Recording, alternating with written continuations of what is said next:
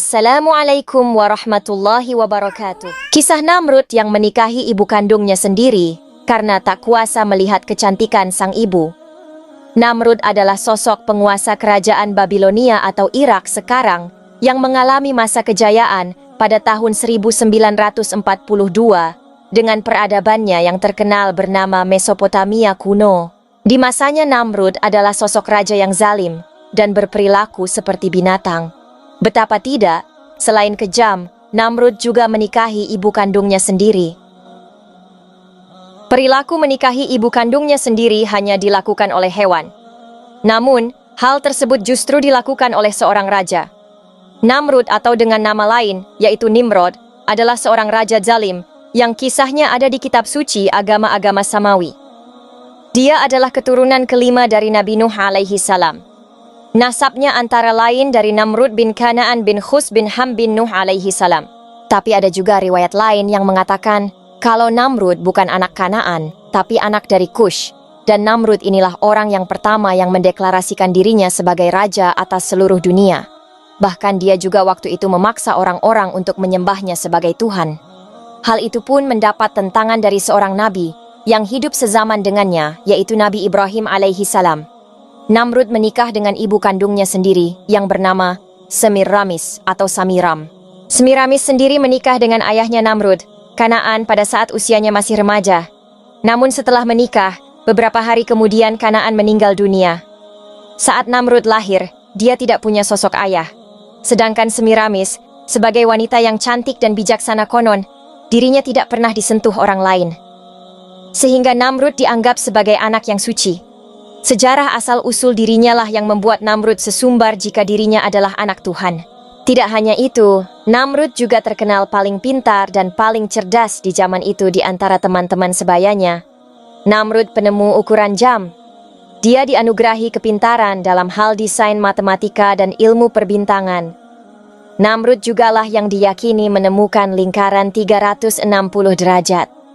Ia jugalah yang menemukan kalau dalam 1 jam terdiri dari 60 menit dan 1 menit terdiri atas 60 detik. Selain itu, Namrud menetapkan bahwa 1 hari terbagi dalam 24 jam. Menurut Namrud, hari bermula pada waktu tengah malam dan bukannya pada waktu matahari terbenam, seperti yang dipercayai oleh kaum sebelumnya. Dengan kemampuan dan kecerdasan dalam astronomi, Namrud dinobatkan sebagai orang paling cerdas sejagat.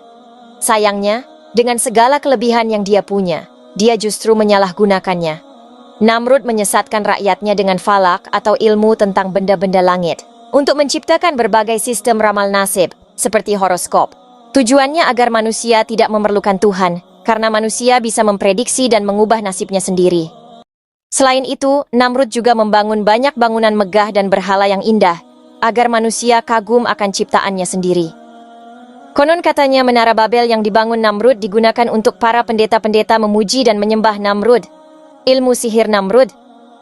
Namrud juga dikenal sangat menyukai ilmu sihir. Ilmu ini dia gunakan mempengaruhi rakyatnya.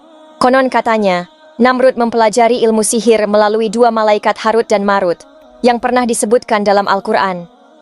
Selain itu, Namrud juga memulai era yang baru, di mana manusia memandang rendah pada Tuhan, yang padahal dari masa sebelumnya sampai ke Nabi Nuh, orang-orang mengagungkan Allah Subhanahu wa Ta'ala. Menikahi ibu kandungnya.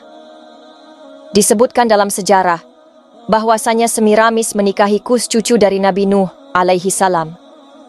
Saat menikah, Semiramis masih belia dan wajahnya sangat cantik. Tak ada satupun di negeri itu yang lebih cantik daripada Semiramis. Setelah Kus wafat dan Namrud lahir tanpa kehadiran seorang ayah, Semiramis mengaku bahwa dirinya masih suci. Semiramis juga menganggap bahwa Namrud adalah anak yang suci yang lahir dari seorang perawan.